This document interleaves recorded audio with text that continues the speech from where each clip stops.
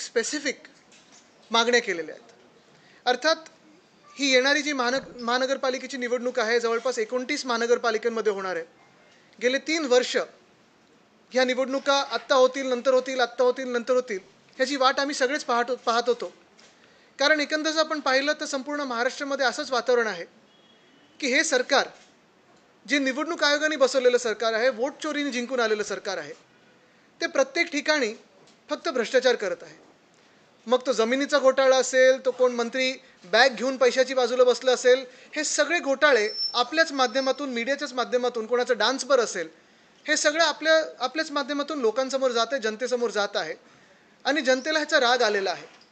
ग्रामीण भागात देखील आपण पाहिलं असेल, शेतीचं नुकसान फार मोठं झालेलं आहे, पण मदत ही कुठेही पोचलेली नाही आहे आणि लोक वाटच पाहत आहेत की आम्ही आमचा निकाल या सरकारवर कधी देऊ.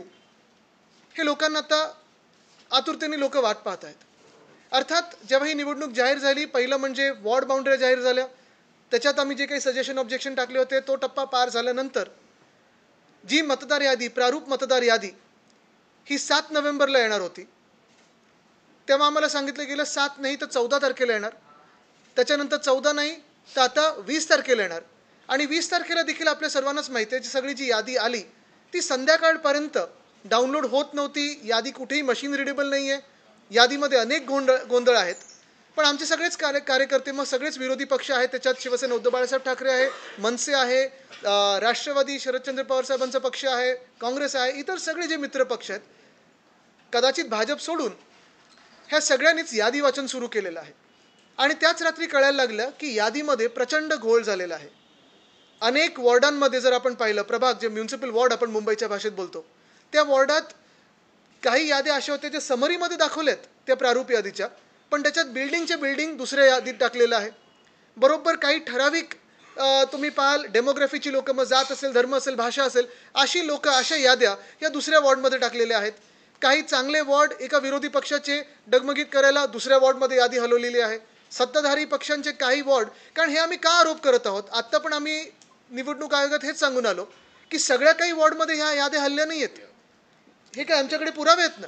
सगळ्या काही वॉर्डमध्ये हल्लेले नाही आहेत. जे काही चांगले सत्ताधारी पक्षांचे वॉर्ड आहेत ते तसेच्या तसे राहिलेले आहेत. मग बरोबर विरोधी पक्षाच्या वॉर्डमध्ये टार्गेट करून या याद्या हल्ल्या कशा, कोणी हलवल्या, बरं समरीमध्ये एक दिसतंय आणि संपूर्ण यादीत दुसरं दिसतंय, ह्याचा नक्की गोंधळ कुठे झालेला आहे? हा गोंधळ आहे की गुन्हा आहे? तर मला जर तुम्ही विचाराल तर हा स्पष्टपणे देशद्रोहाचा गुन्हा आहे. या देशामध्ये संविधानाप्रमाणे आणि लोकशाही जी आपण आत्तापर्यंत पाळत आलो, आणि आता आमची मान्यता ही आहे की लोकशाही आहे की नाही ह्याच्यावर विचार आपल्याला करणं गरजेचं आहे. पण ह्या लोकशाहीचं जर आपण फ्री अँड फेअर इलेक्शनचं बोलत असू तर ह्या फ्री अँड फेअर इलेक्शनमध्ये कुठेही असा गोंधळ होता कामा नाही. पण एकंदर फक्त यादीत गोंधळ नाही आहे. जर माझ्या सहकाऱ्यांची परवानगी असेल तर मी काही इतर पण गोष्टी तुम्हाला वाचून दाखवतो ज्याच्यात गोंधळ आढळलेला आहे, कारण आम्हाला हे सगळं बसून अभ्यास करावा लागतो. मशीन रिडेबल यादी आलेली नाही आहे. तुम्ही विचार करा, राजकीय पक्ष म्हणून तुम्ही नसाल, तुम्ही साधारण सर्वसाधारण कोणी एक नागरिक असाल, तुम्हाला खरोखर माहिती का प्रारूप यादी जाहीर झालेली आहे? दुसरी गोष्ट म्हणजे ती प्रारूप यादीमध्ये तुमचं नाव जाऊन शोधायचं कसं? तिसरी गोष्ट म्हणजे जर माझ्या बिल्डिंगची यादीतलं नाव किंवा बिल्डिंग ह्या दुसऱ्या वॉर्डमध्ये टाकलं असेल तर मला खरोखर कळणार आहे कसं की माझं नाव इकडून तिकडे गेलेलं आहे? आणि हीच कारणं आहेत की मतदानाचा टक्का कमी होतो किंवा ज्या लोकांना मतदान करायचं आहे त्या लोकांना मतदान करता येत नाही. पण आता काही काही गमतीशीर ज्या गोष्टी आमच्या समोर आल्या आहेत त्या पहा ना ह्याच्यात. आता जो पहिला मी एक आक्षेप घेतला होता, आपल्याला आठवत असेल, वरळीचं जे मी प्रेझेंटेशन दिलं होतं, एक 10 बाय 10च्या खोलीमध्ये जवळपास 50 लोकं दाखवली होती त्यांनी. घसीटाराम हलवाई दुकानाच्या मध्ये 48 लोकं दाखवली होती त्यांनी. अशी 10 पेक्षा जास्ती असणारी जी घरं आहेत मुंबईमध्ये, मुंबई महानगरपालिकेच्या क्षेत्रामध्ये 10 पेक्षा जास्ती असणारी घरं, 10 लोकपेक्षा 26,319 आहेत. या 26,319 घरांमध्ये 8,32,326 लोक राहतात. आता हा आकडा एवढा मोठा आहे. आम्ही त्यांना साधा सोपा प्रश्न विचारला की निवडणूक आयोगाच्याच जे काही रूल्स आहेत, नियम आहेत, त्याप्रमाणे 10 पेक्षा अधिक कुठच्याही घरात लोक असतील तर निवडणूक आयोगाच्या यंत्रणेने जाऊन ते चेक करायला पाहिजे यादीत टाकण्याच्या आधी की खरोखर हे खरं घर आहे की खोटं घर आहे. चला गुड फेथमध्ये आपण पकडू की 10% ह्याच्यातून लोक खरी असतील, परिवार खरी असतील, पण काही काही आम्हाला असे आढळलेत धर्मच वेगळे, जाती वेगळ्या किंवा म्हणजे आम्ही समाजाचं हे नाही करत इथे, पण आपल्याला पाहाल एका व्यक्तीचं दुसऱ्या व्यक्तीशी काही ताळमेळ नाहीये. हा गुन्हा आहे की गोंधळ आहे हे निवडणूक आयोगाने आम्हाला सांगावं.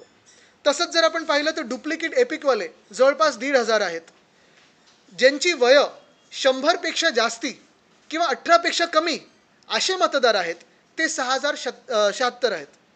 एपिक नंबर नसणारे 2,500 मतदार आहेत आणि हाऊस नंबर नसणारे किंवा हाऊस नंबर न नसणारे हे 6,97,887 आहेत. एवढा मोठा आकडा आहे. हे सगळे लोक जर आपण खरोखर यांना मतदानाचा अधिकार देणार असो, आणि आमचं मत असं आहे की प्रत्येक नागरिकाला, जो कोणी या खरा देशाचा नागरिक असेल त्याला मतदानाचा अधिकार आहे, युनिव्हर्सल फ्रँचाइज आहे, पण एका व्यक्तीला एकच मत असायला पाहिजे. इथे जे आम्ही बोलत आहोत ते खूप मोठ्या संख्येने, जसं विधानसभेत झालं, मग ते हरियाणाची विधानसभा असो किंवा महाराष्ट्राची विधानसभा असो, जे फ्रॉड मतदार दिसले. हरियाणाच्या विधानसभेत तर ब्राझीलच्या मॉडेलचे फोटो वापरले गेलेत. जे महाराष्ट्रात झालं, वरळीमध्ये झालं, जे मी दाखवलं ते देखील आम्ही आपल्यासमोर आणलेलं आहे. पण महाराष्ट्राचा अभ्यास असेल, हरियाणाचा अभ्यास असेल, होणार आता बिहारचा अभ्यास असेल, हा सगळी एक अकॅडमिक एक्सरसाइज होती. हे हाइंडसाईटमध्ये झालेलं आहे. आत्ता संधी आहे महाराष्ट्राच्या प्रत्येक नागरिकाला की ह्या 29 जे महानगरपालिका क्षेत्रांमध्ये निवडणुका होणार आहेत, तिथे हा सगळा जो गोंधळ आहे, जो आम्ही ॲनालिसिस केलेली आहे आणि परत जी निवडणूक आयोगाने केली असेल, आमच्या सगळ्या मित्रपक्षांनी केली असेल, ते खरं की खोटं हे जाणून घेण्यासाठी पहिली मागणी आम्ही जी केलेली आहे ती हीच आहे की प्रारूप मतदार यादीवर सजेशन ऑब्जेक्शनचा जो वेळ आहे तो कमीत कमी 21 दिवस असावा. आत्ता लग्नाचा वेळ आहे. परत दुसरी गोष्ट म्हणजे साधारणपणे एवढा मोठा जर घोळ असेल, म्हणजे 8,32,000 लोक जर शोधायची असतील तर आम्ही तरी शोधायची कशी, म्हणून कमीत कमी 21 दिवस सजेशन ऑब्जेक्शनसाठी वेळ मागून आम्ही घेतलेला आहे. इन प्रिन्सिपल निवडणूक आयोगाने मान्य केलेलं आहे की वेळ वाढवून देतील. ते आता किती दिवस देत आहेत त्याच्यावर आम्ही वाट पाहत आहोत. दुसरी गोष्ट म्हणजे आम्ही सांगितलेलं आहे, ही विनंती केलेली आहे की बल्कमध्ये ज्या याद्या साधारणपणे आम्ही सांगत आहोत की ही यादी इकडून इकडे हल्ली आहे, की ह्या वॉर्डची ह्या वॉर्डमध्ये हल्ली आहे. हजारो लोक वॉर्डमधून हल्लेले आहेत. एक वॉर्डचं माझ्याकडे काल जे आलं, निवडणुकीच्या वेळी साधारणपणे म्हणजे आपला आत्ता जी ही विधानसभेची निवडणूक होऊन गेली, त्या निवडणुकीमध्ये त्या वॉर्डमध्ये 48,000 मतदार होते आणि आता 42,000 झालेले आहेत. 6,000 लोकांसाठी आम्ही एक एक ऑब्जेक्शन घ्यायचं कसं? आणि म्हणून आम्ही मागणी केलेली आहे की राजकीय कार्यकर्ते असो किंवा कोणी इंडिव्हिज्युअली असो, त्यांनी बल्कमध्ये जर तुमच्याकडे ऑब्जेक्शन घेतले तर ते बल्कमध्ये तुम्ही मान्य करा आणि तुमची यंत्रणा त्याच्यात लावा. मग ती पण त्यांनी आत्ता इन प्रिन्सिपल आम्हाला ओके दिला. ते कसे त्यांचे आता नियम बदलतात आणि ते करतात त्याच्यावर आम्ही आता थांबलेलो आहे. तिसरी गोष्ट आम्ही जी मागितलेली आहे सगळ्यात महत्त्वाची म्हणजे परिशिष्ट ब, ह्याच्यात त्यांनी जो एक फॉर्म दिलेला आहे संभाव्य दुबार मतदारांसाठी, त्या परिशिष्ट ब मध्ये सांगितलेलं आहे की मी अमुक अमुक याद्वारे हमी देतो की माझे नाव अमुक अमुक या स्थानिक स्वराज्य संस्थेचे अमुक अमुक प्रभागाचे जे काही क्रमांक आहे, ह्या प्रभागातील जिल्हा परिषद निवडणूक विभागातील पंचायत समिती किंवा जे काही अमुक अमुक दिनांक त्या तारखेची एकदाच मी मतदान करीन. म्हणजे ह्या ॲनेक्शरप्रमाणे एका मतदाराला चॉईस दिलेला आहे की तुम्ही एका दिवशी एकाच मतदान क्षेत्रात तुम्ही मतदान करू शकता. पण याच्यात गफलत ही आहे की हे हमीपत्र त्याच दिवसासाठी आहे. म्हणजे मी जर मतदार असेल तर मी हे हमीपत्र देऊन एका दिवशी ZP मध्ये मतदान करू शकतो आणि दुसऱ्या दिवशी जाऊन महानगरपालिकेत मतदान करू शकतो. तर आमची ही पण मागणी आहे की हे ॲनेक्शर त्यांनी बदलावं आणि जे आम्ही सांगतोय की एका व्यक्तीला एकच मत असावं तरच त्या मताला व्हॅल्यू आहे, ते त्यांनी बदलून तसं द्यावं. ह्या तिन्ही मागण्या आणि इतर अनेक मागण्या ज्या राजसाहेब आणि उद्धवसाहेबांनी केलेल्या आहेत त्या आम्ही त्यांच्यासमोर ठेवलेल्या आहेत. आम्हाला खात्री आहे की सगळ्यांनाच निवडणुका ह्या आत्तापर्यंत जसे होत आल्या फ्री अँड फेअर तशा झाल्या पाहिजेत, लोकशाही पद्धतीने झाले पाहिजेत आणि वोट चोरी ही जी आम्ही आत्ता पकडलेली आहे ती थांबली पाहिजे, तर आणि तरच ह्या पूर्ण प्रक्रियेला काही अर्थ राहील.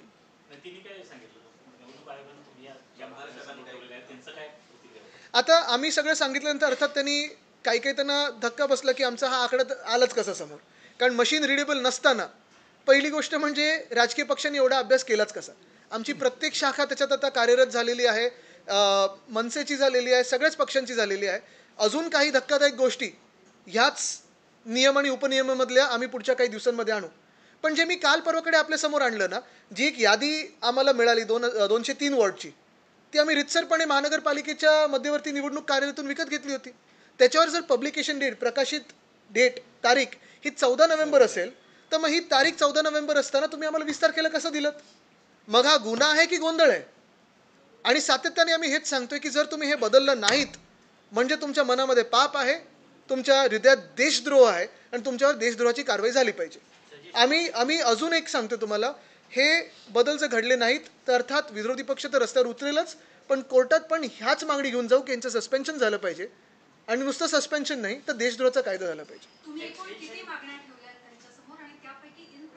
मागण्यांची पूर्ण पत्र जे आहे ते आपल्याला देऊ, कारण त्याच्यात बारीक सारीक मागण्या पण आहेत. बारीक सारीक ह्या आत्ता मागण्यांनुसार, पण अर्थात ते निवडणुकीसाठी महत्त्वाच्या आहेत. पण महत्त्वाची गोष्ट हीच आहे की 21 दिवसाचा कालावधी झाला पाहिजे सजेशन ऑब्जेक्शनसाठी. दुसरं म्हणजे बल्कमध्ये तुम्ही घ्या. तिसरं तुमची यंत्रणा ह्याच्यात लावा ही घरं शोधण्यामध्ये. 26,319 घरं बल्कची आहेत. 8,32,000 लोक ह्याच्यात राहत आहेत. हे तुम्ही सुधारलं पाहिजे ना. आता जसं दुसरा हा आकडा की हाऊस नंबरच नाही आहे. हाऊस नंबर नसताना आम्ही तरी जायचं आणि शोधायचं कुठे मतदारांना? आम्ही जर प्रचार करत असू 6,97,000 जे मतदार आहेत, जायचं कसं यांच्यापर्यंत? अर्थात टाइम फ्रेम म्हणजे आता ह्या 21 दिवसामध्ये हे त्यांनी बदललं पाहिजे ना ड्राफ्ट रूलमध्ये. प्रारूप यादीचा अर्थ हाच आहे की आम्ही जे काही ऑब्जेक्शन घेऊ त्यांनी त्याच्यावर रुलिंग देणं गरजेचं आहे.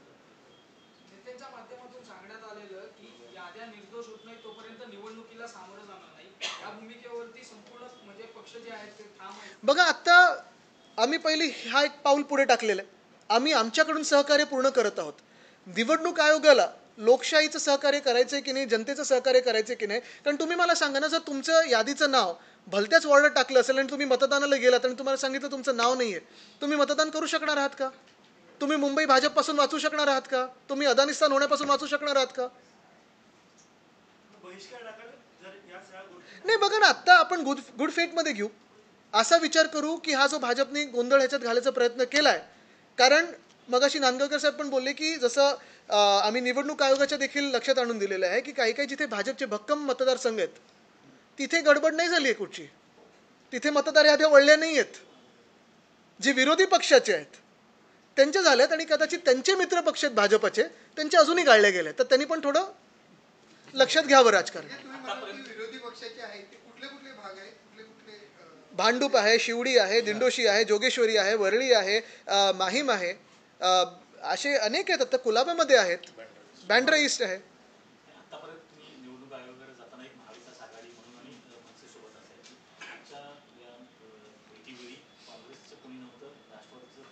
आज ज्यांना ज्यांना जमलं आणि जे कोणी लोकशाही वाचवायला लगेच त्वरित उतरतात ते सगळे आम्ही सोबत होतो.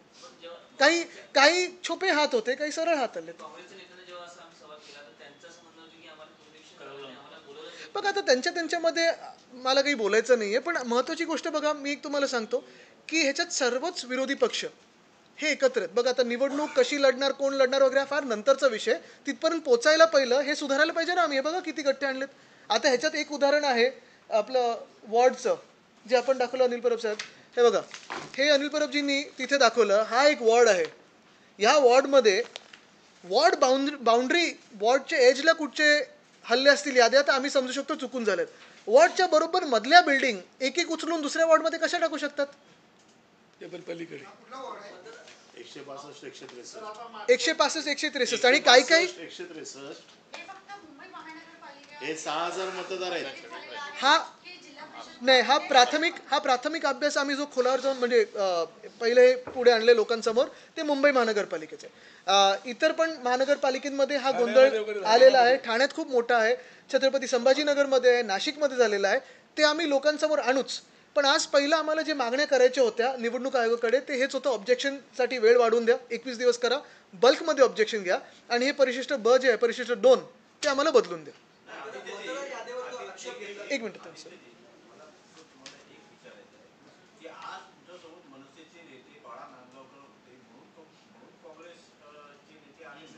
बघा, तुम्हाला सांगू का, ऐका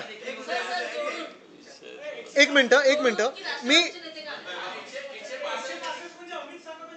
नाही 162 आणि 163 साकीनाका.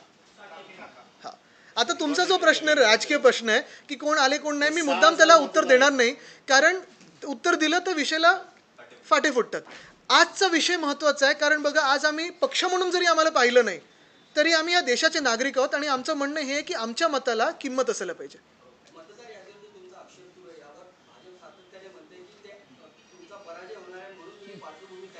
पराजय करणार आहेत ना तुम्ही, मग निवडणूक तरी फ्री अँड फेअर करून करा ना, एवढी तरी हिंमत दाखवा. म्हणजे तुम्ही हिंदू मुस्लिम करण्याचा प्रयत्न करणार, तुम्ही जातींमध्ये भांडण लावण्याचा प्रयत्न करणार, तुम्ही मराठी अमराठी करण्याचा प्रयत्न करणार, तुम्ही रेवडी किंवा फ्रीबीज हे वाटण्याचा प्रयत्न करणार. सगळं करून पण तुम्हाला वोट चोरी करून जिंकावं लागतं. म्हणजे विश्वासार्हता तुमची या देशात किती कमी आहे हे स्वतः जरा आरशात पाहून लक्षात घ्यावं त्यांनी. गेल्या अनेक दिवसापासून विरोधी पक्ष सातत्याने निवडणूक आयोगाकडे तक्रार करतात, पण फारसे काही सोल्युशन निघालं. आम्ही सोल्युशन बघा, आमचा अभ्यास पक्का आहे आणि ते जाऊ ते तर त्यांना थोडा त्रास होईल निवडणूक आयोगाला, पण तो त्रास आम्ही गरज पडली तर देऊ. पण त्यांचे पण क्लेम्स आणि त्या क्लेम्सचा आम्ही खरं क्लेम काय आहे तो पण आम्ही जरा काढलाय. तुम्हाला वाटतंय का हा इश्यू पब्लिक मध्ये रेझोनेट होते, कारण की नॅशनल स्टेजवरती राहुल गांधी हा इश्यू उचलताय, तुम्ही महाराष्ट्रात उचलताय, पण लार्ज स्केल असं प्रोटेस्ट हा आमचा प्रचाराचा मुद्दा कुठेच नाहीये. मी तुम्हाला सांगतो, ह्याच्यात गफलत काय होते की मुंबईमध्ये तरी आणि महाराष्ट्रामध्ये तरी वोट चोरी किंवा हा जो मुद्दा आहे आमचा प्रचाराचा मुद्दा नाहीये. ही यंत्रणा आत्ता चालू आहे, ही प्रक्रिया चालू आहे, ही प्रक्रियेत हे सुधार झाले पाहिजेत ही आमची मागणी आहे. म्हणून आम्ही आत्ता ह्याच्यावर उतरलेलो आहे. बाकीचे मुद्दे अनेक आहेत ना मुंबईमध्ये आणि महाराष्ट्रामध्ये, त्याच्यावर आम्ही बोलतच आहोत. ते प्रचाराचे मुद्दे होतील, ते राजकीय मुद्दे होतील, पण हा जो मुद्दा आहे ना, जसं मी आपल्याला सांगितलं की जे आम्ही हरियाणाचं अनालिसिस पाहिलं राहुल गांधींकडून किंवा मी जे वरळीचं केलं, मुंबईचं जे करत आहोत, ही अकॅडमिक एक्सरसाइज झाली, निवडणूक झाल्यानंतर झाली. ही एक्सरसाइज आता लाईव्ह आहे आणि ह्याच्यात जर आपण मीडिया म्हणून आणि आम्ही राजकीय पक्ष म्हणून, मग सत्ताधारी असो किंवा विरोधी असो, ह्याच्यात ही प्रक्रिया सुधारून ह्याच्यात जे बदल आहेत ते आणले नाहीत तर मग कुठच्याच दुसऱ्या विषयाला काही अर्थ राहत नाही. निवडणूक आयोगाकडे जशी यंत्रणा आहे असं तुम्हाला वाटतं आणि ते करतील ज्या पद्धतीने आपण बघा, निवडणूक आयोगाकडे यंत्रणा नसेल तर खरोखर वन पोल वन नेशन करणार आहेत का ते? मग तुम्ही निवडणूक कशाला चालवताय? सेनेटची निवडणूक ह्याच्यापेक्षा सुरळीत झाली माहिती आपल्याला.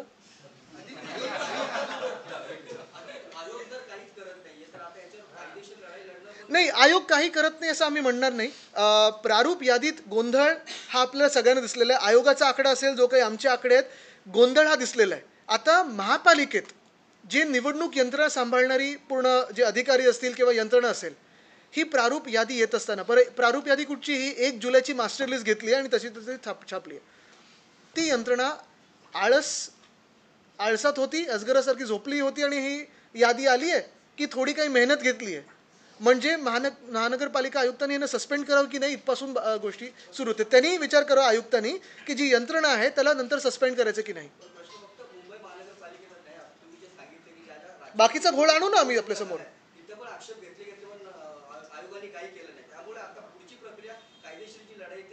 ती लढावीच लागेल, पण कायद्यात आता जे सजेशन ऑब्जेक्शनची वेळ आहे ती आम्ही पाळत आहोत. नगरपालिकेची पण निवडणूक आता चालू आहे आता, तर त्याच्यात पण आपण आक्षेप घेतले होते, त्या आक्षेपावर काही कारवाई झाली का प्रत्यक्ष? कारण आता मतदानाची वेळ. बघा, आता मतदानाची वेळ आली आहे, पण आता हे जे आम्ही जोर धरलेला आहे तो ह्याचसाठी ना, कारण आता अजून ती वेळ आली नाहीये. मुंबईत 227 वॉर्ड आहे. तुम्ही आता जो अभ्यास केला तो 162 163 त्याच्यामध्ये तुम्हाला गोल सापडले.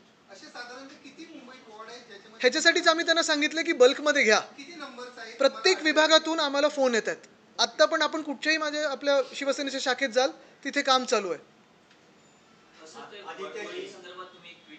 एक मिनिट, त्यांचं आपण लाखोंचा मतदारांचा आकड्याचा गोंधळ सांगितला आणि निवडणूक आयोगाच्या यंत्रणेने त्यांच्याकडे पोहोचवण्याची अपेक्षा व्यक्त केली, परंतु प्रॅक्टिकली ते पॉसिबल नाही. कारण निवडणूक आयोगाकडे परमनंट स्टाफ नसतो. निवडणुकीसाठी ते शिक्षकांना गाड्याला जुंपतात. मग जर आता प्रॅक्टिकली पॉसिबल नाही, निवडणुका तोंडावर आहेत आणि हे पूर्ण ते दुरुस्त करतील, सगळे सुरळीत करतील असं तरी काही चित्र दिसत नाही. मग तुमची भूमिका नाही, माझी भूमिका स्पष्ट आहे. जर त्यांच्याकडे हे शक्य नसेल मग त्यांनी सुप्रीम कोर्टात का सांगितलं शक्य आहे ते? म्हणजे त्यांनी पर्जरी केली का? त्यांनी सुप्रीम कोर्टात खोटं बोललेत का शपथीवर? हे त्यांनी सांगावं.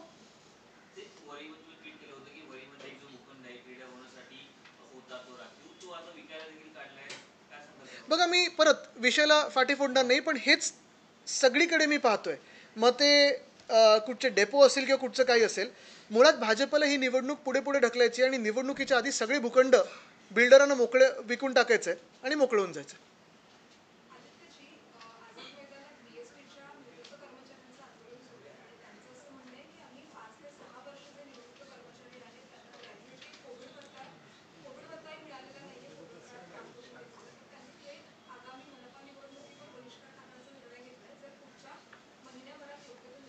ठीक आहे, आम्ही थोडा विषयाचा अभ्यास करून त्याच्यावर बोलू. आता नगर परिषदेच्या निवडणुकीचा प्रचार सुरू आहे. सत्ताधाऱ्याकडून मतदारांना एक रेवडीचं आमिष दिलं जातं आणि जर मतदान नाही केलं तर आम्ही तुम्हाला निधी देणार नाही असा एक दम दिला. आता मतदार धमकी ऐकणार की हुडकावून लावणार हे मतदारांवर आहे. मैं सोच ही रहा था आपसे क्यों नहीं आया था, क्योंकि ये नेशनल इशू भी है. हाँ ठीक आहे, मराठी होते ना पूर्ण. नलावडे बोला. हा प्रश्न जरा पुढे विचारायचा होता की आपण म्हणालात की आम्ही त्याचा अभ्यास करू. बेस्टीचे कर्मचारी बेस्टमध्ये आपली युनियन पण आहे.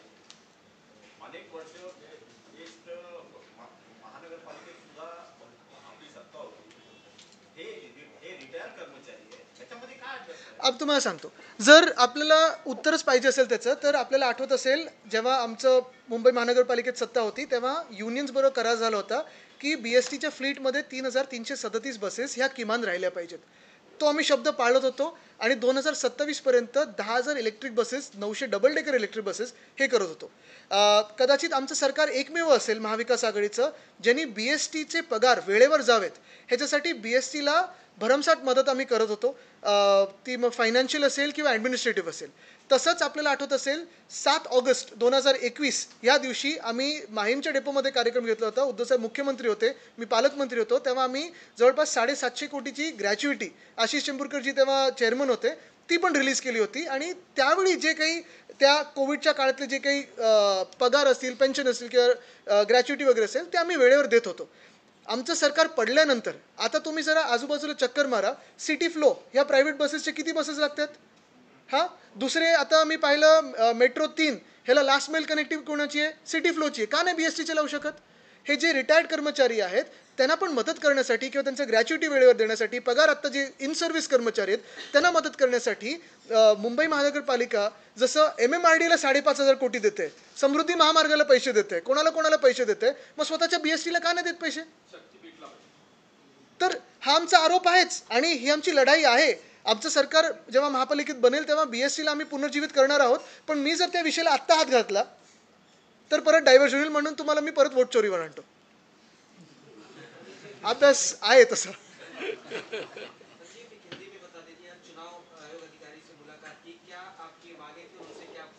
अभी इतने सारे सवाल मराठी से भी हिंदी में फ्लिप करने के लिए ठीक है.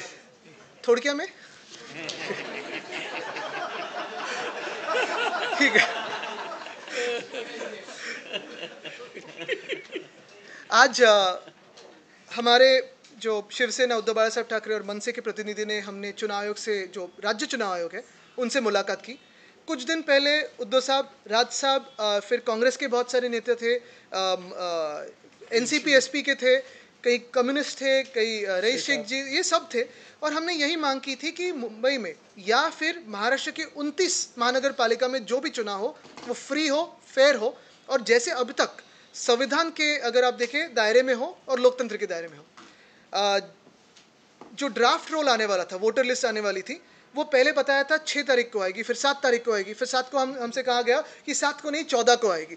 14 नवंबर को हमसे कहा गया नहीं अभी 14 को नहीं अभी 20 को आएगी.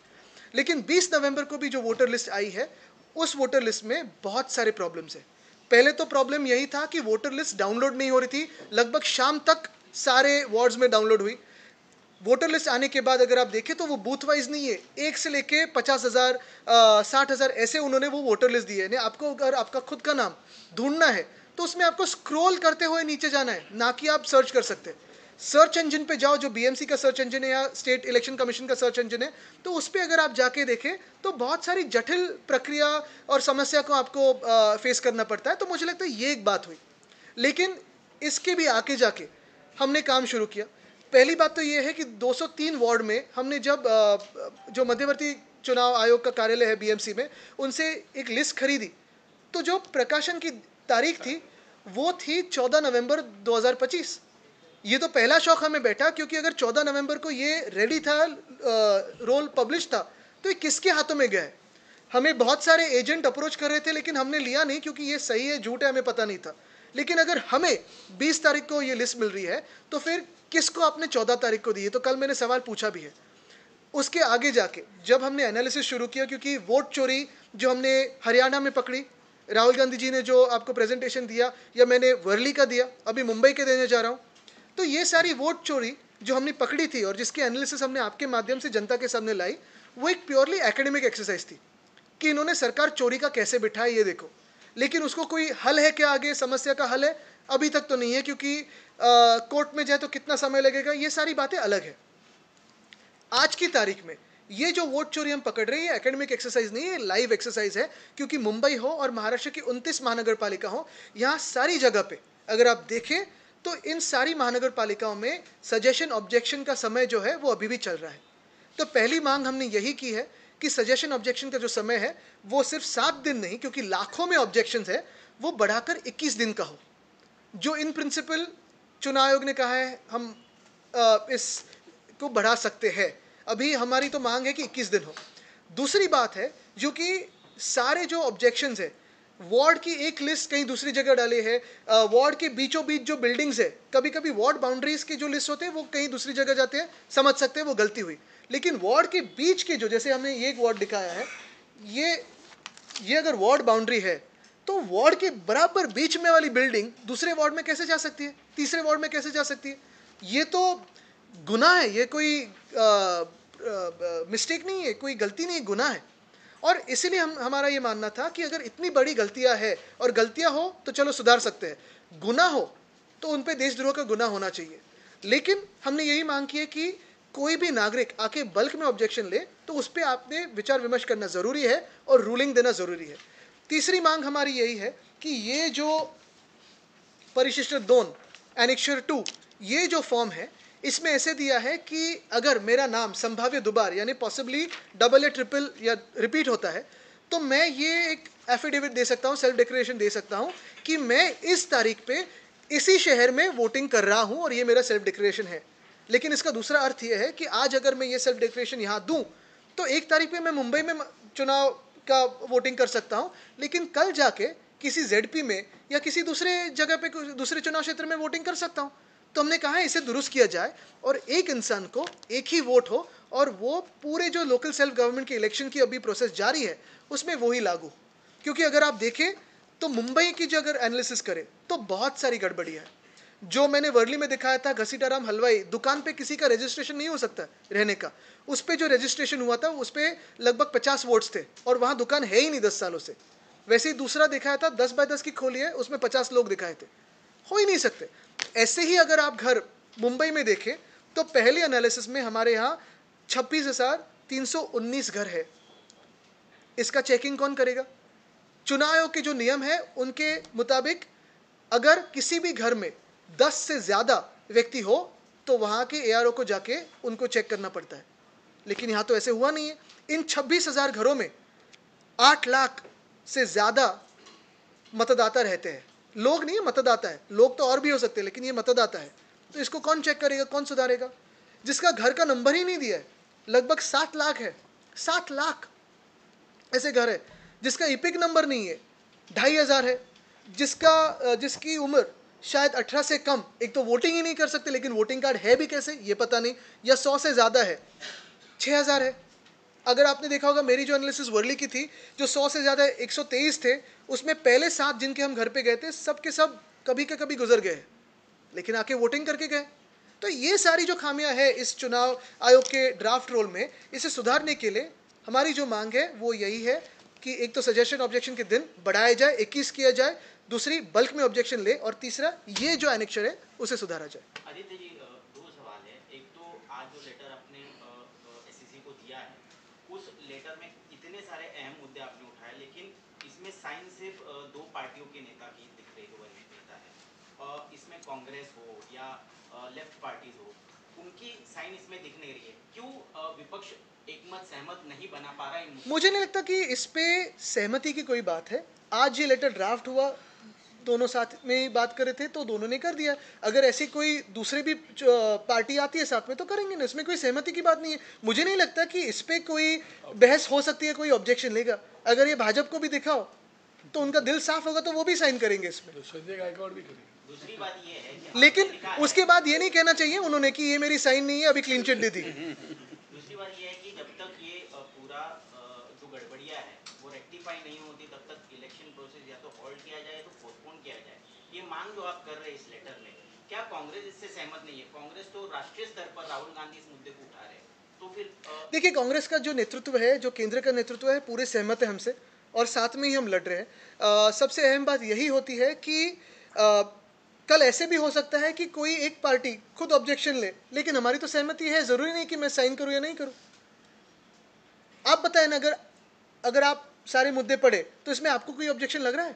बिल्कुल नहीं। मैंने ये तो फ्री एंड फेयर इलेक्शन के लिए है, तो कोई भी साइन करे और 2 है वो काफ़ी है। आज जो है धर्मेंद्र जी का निधन जी आपकी तरफ से आपके यहाँ से कुछ मेमोरी बिल्कुल, पहले तो मैं माफ़ी चाहता हूँ, ये पहले ही मैं कहने वाला था, लेकिन इस चुनाव के गड़बड़ी में रह गया। धर्मेंद्र जी का देहांत हो गया है। वो, उनका परिवार और हमारा परिवार पहले से ही मित्रता रही है। धर्मेंद्र जी मेरे दादाजी के भी अच्छे पहचान के और मित्र भी रहे। ऑफ कोर्स देश के एक सुपरस्टार रहे। अभी भी अगर कोई कंपैरिजन हैंडसमनेस की करे तो उनसे ही होती है। तो उनको हम सभी लोग श्रद्धांजलि अर्पित करते हैं। काय काय हां, बघा मी तुम्हाला खरं सांगू, मी पूर्ण माहिती घेतली नाही, कारण आज आम्ही पूर्ण ह्या गडबडीत होतो. तर उगाच काही बोलण्यापेक्षा, आरोप करण्यापेक्षा थोडं वाचून त्याच्यावर बोलू. ठीक आहे, धन्यवाद. थँक्यू.